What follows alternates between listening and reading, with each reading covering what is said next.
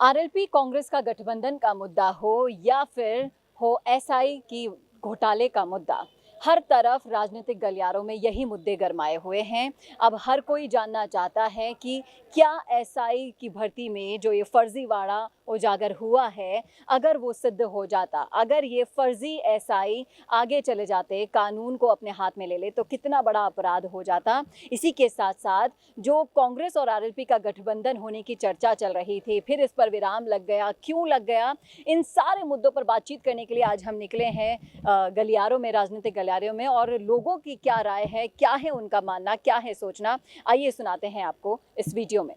राजेंद्र मीणा जी, दौसा से आप तैयारी कर रहे हैं टिकट की। अगर हम दौसा के समीकरणों की बात करें तो आपको क्या लगता है इस बार कि किरोड़ीलाल मीणा का फायदा सबको मिल पाएगा? निश्चित रूप से फायदा मिलेगा। और केंद्र में जो मोदी जी की सरकार है, हमारी भारतीय जनता पार्टी की, मोदी जी का बहुत बड़ा केज है, देश में नहीं अंतर्राष्ट्रीय विश्व गुरु बनने जा रहा है। और जिस तरह जो काम कर रहे हैं मोदी जी, जो जितना योजनाएं हमारे देश के प्रधानमंत्री ने गरीबों को कल्याण के लिए दी हैं, वो आज तक किसी भी उसमें ले लो आप, चाहे प्रधानमंत्री आवास योजना ले लो, और तमाम प्रधानमंत्री के नाम से जो किसानों को किसान कृषि सम्मान निधि मिल रही है, वो जिस तरह कोरोना काल में जो प्रधानमंत्री ने काम किया, जिस तरह किसानों को जो तक कोई बजट 17,000 करोड़ से ज़्यादा कभी हुआ नहीं करता था, कोरोना काल में 1 लाख करोड़ का बजट तो संकट है कि उसके लिए 1 लाख करोड़ का बजट किसानों को दिया, जो उसमें तमाम तरह की यूनिट लगा सकते हैं। और बहुत अच्छे अच्छे ऐसे काम किए हैं जो हम कह सकते हैं देश के प्रधानमंत्री के नाम पर भारतीय जनता पार्टी को पूर्ण बहुमत मिलेगा। 400 सीट पार होंगी अब के, और राजस्थान में 25 सीट हम जीतेंगे। और दौसा में जिस तरह कहा कि निश्चित रूप से दौसा में भी ऐसा माहौल है कि दौसा में मैं खुद भी या प्रदेश में 10 साल से काम करता हूँ, संगठन के रूप प्रदेश महामंत्री रहा, पंचायत राज प्रदेश का सह सहयोग रहा, और जिस तरह हमारे डॉक्टर साहब की भी अच्छा लोगों में क्रेज है, और इस तरह हमारे प्रधानमंत्री जी, मुख्यमंत्री जी और प्रदेश अध्यक्ष सीपी जोशी जिस तरह आज काम हो रहे हैं, आज जिस तरह राज्य में सरकार आई उससे पहले जो मैनिफेस्टो में कहा, घोषणा पत्र में हमारी ये मांग ये पूरी करेंगे, जैसे आज पेपर लीक का मामला हो, एसआईटी गठित कर दी, आज जिस तरह ये आज जो गिरफ्तारियां हो रही हैं, जो आज पेपर एग्जाम हुआ, जो उसमें जो पास होकर के जो थानेदार और सब इंस्पेक्टर जो बन गए थे, उनको वापस आना पड़ रहा है एसओजी, और वो सब काम टीम काम कर रही है। ये मुख्यमंत्री जी ने बहुत अच्छा निर्णय लेकर के आज प्रदेश की जनता के लिए एक बहुत अच्छा निर्णय, युवाओं के लिए एक अच्छा निर्णय किया है। आज उम्मीद है युवाओं को कि अब निष्पक्ष तरीके से आगे के एग्जाम भी होंगे, पेपर लीक भी नहीं होगा। जिस तरह कांग्रेस सरकार ने 17 पेपर उनके लीक हुए, और जिस तरह बेरोजगारी बढ़ी, और जिन्होंने पेपर खरीद करके जो पास हुए, उनका परिणाम आपके सामने आ रहा है। ऐसे डोटासरा जो वहाँ प्रदेश अध्यक्ष थे और फिर मंत्री भी थे, शिक्षा मंत्री, उनके परिवार में से एक परिवार में से तीनों ही आरएएस बनना, ये उन पद लेना और एक ही तरह के नंबर आना, ये दिखाता है कि उसमें निश्चित पेपर लीक हुए, और उन्होंने बिल्कुल जो पेपर हुए उसी के अनुसार उन्होंने पेपर अपनी पद का दुरुपयोग करते हुए उन्होंने खुद को फायदा पहुंचाया और अपने रिश्तेदारों, नातेदारों, सबको फायदा पहुंचाया, युवाओं के साथ खिलवाड़ भी किया। तो अब ये सरकार है जो कहा है, जो 450 रखा, 450 में सिलेंडर भी दे रहे हैं, और जो योजनाएं आज महिलाओं के लिए, युवाओं के लिए, बेरोजगारों के लिए, किसानों के लिए, आज ये सरकार बढ़ चढ़ के काम करेगी। और मोदी जी ने जो पढ़ लिया, किसानों आने वाले समय में और भी जो देश को तीसरी शक्ति, जो महाशक्ति के रूप में आज अर्थव्यवस्था तीसरी, आज 5वीं है, निश्चित रूप से आने वाले सरकार निश्चित रूप से 400 पार होगी। जो पार्लियामेंट के जो सदस्य 400 से ज़्यादा जीतेंगे, और देश में प्रधानमंत्री मोदी जी फिर तीसरी बार प्रधानमंत्री बनेंगे। और देश के हित में यही निर्णय है कि जनता भी यही चाहती है कि मोदी जी फिर प्रधानमंत्री बने। ये जितने भी आज IND जो भी है गठबंधन कर रहे हैं, सब फेल होगा, और निश्चित 400 से ऊपर ही सीट आएंगी, मुझे भरोसा है पूरा। अगर मैं दौसा के ही समीकरणों की बात करती हूँ, पूर्वी राजस्थान की बात करती हूँ, तो कांग्रेस के पास कोई विकल्प नहीं दिखाई दे रहा है उनको सचिन पायलट के अलावा। आपकी क्या राय है इस पर?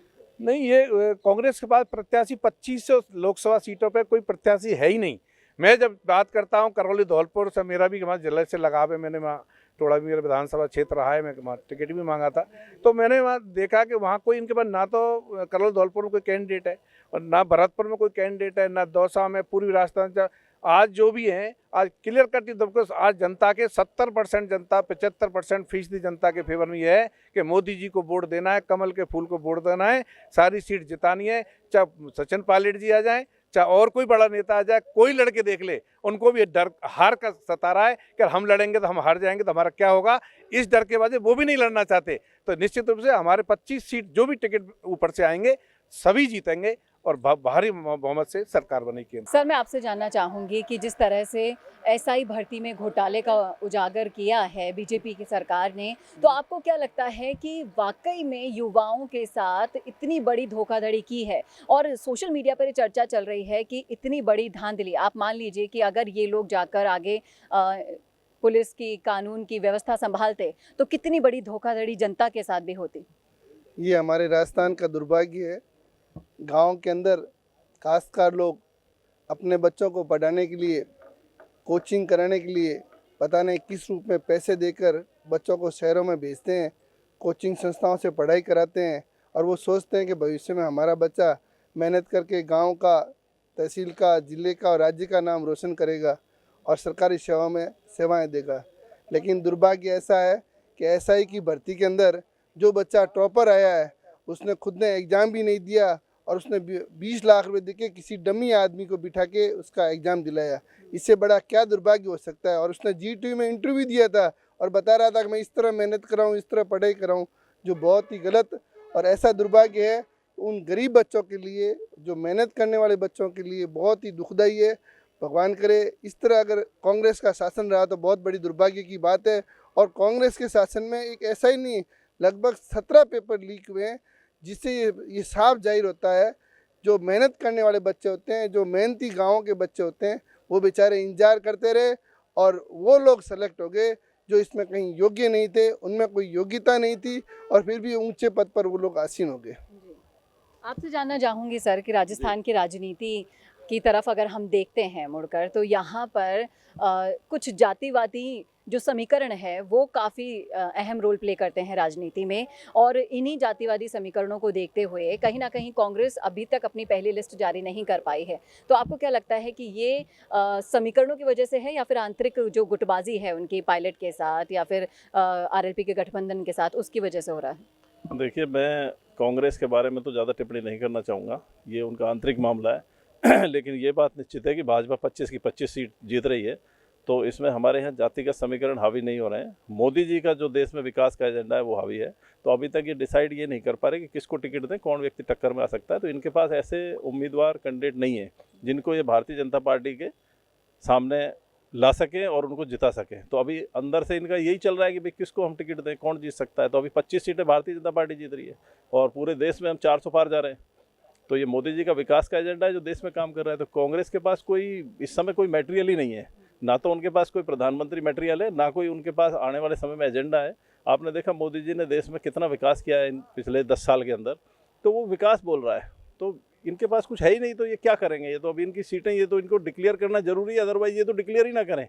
लेकिन इनको क्या है कि डिक्लेयर करना पड़ेगा और कोई भी आएगा। 25 सीटें राजस्थान में भारतीय जनता पार्टी जीतेगी, मुख्यमंत्री जी के नेतृत्व में, प्रदेश अध्यक्ष के नेतृत्व में और राष्ट्रीय नेतृत्व हमारा मोदी जी और अमित शाह जी के नेतृत्व में। लेकिन अगर हम कार्यकर्ताओं के लेवल की बात करें तो कार्यकर्ताओं में भी अभी कहीं ना कहीं रोष देखने को मिला था कि मालवीय आ रहे हैं, कभी कांग्रेस से कोई और नेता ज्वाइन कर रहा है। तो आंतरिक जो गुटबाजी है, जो आंतरिक कलह है, जब इनकी हम बात करते हैं, नाराज़गियों की बात करते हैं, तो ये बात भी सुनाई दी गई थी कि कहीं ना कहीं बीजेपी में इन चीज़ों का रोष देखा जा रहा है। इस पर आपकी क्या राय है?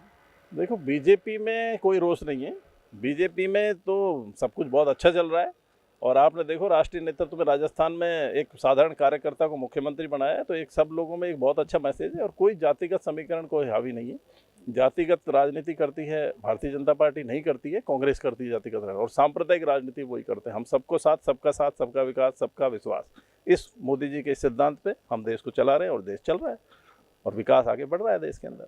तो देखा आपने, सुना आपने कि किस तरीके से कांग्रेस और जो आरएलपी का गठबंधन है उस पर लोगों का कहना है कि ये गठबंधन हो तो भी ठीक है, ना हो तो भी ठीक है, क्योंकि बीजेपी मिशन 25 पूरी तरह से एक तरफा पूरा कर रही है। अब देखना वाकई में दिलचस्प होगा कि जिस तरह से पेपर लीक मुद्दे पर कार्यवाही हुई, जिस तरह से एसआई भर्ती में फर्जीवाड़े का उजागर हुआ, उन पर कार्यवाही हुई और इन कार्यवाहियों को करने के बाद किस तरीके से युवा लोगों का मन पलटता है, मन बदल जाता है और किस तरीके से ये सारे मुद्दे लोकसभा चुनाव में बीजेपी के पक्ष में जाते हैं, ये तो आने वाला वक्त बताएगा। लेकिन आप ज़रूर बता सकते हैं क्या है इन मुद्दों पर आपकी राय और क्या सोच रहे हैं आप, सब कुछ लिख डालिएगा कमेंट बॉक्स में। कैसा लगा वीडियो ये ज़रूर बताइएगा। कैमरामैन चेतन के साथ चेतना शर्मा, राजस्थान संवाद। शेयर मार्केट में प्रॉफिट बनाना मुश्किल लग रहा है और मन कर रहा है कि अब शेयर मार्केट का ये गेम पूरी तरह से छोड़ दिया जाए, तो रुकिए, एक्सपर्ट्स के साथ काम करोगे तो हमेशा प्रॉफिट बनाओगे। और इसीलिए अब शेयर मार्केट में काम करने के लिए ज्वाइन करें स्टॉक मार्केट सिग्नल एकेडमी। आज ही ज्वाइन करो stock market signal academy Telegram channel.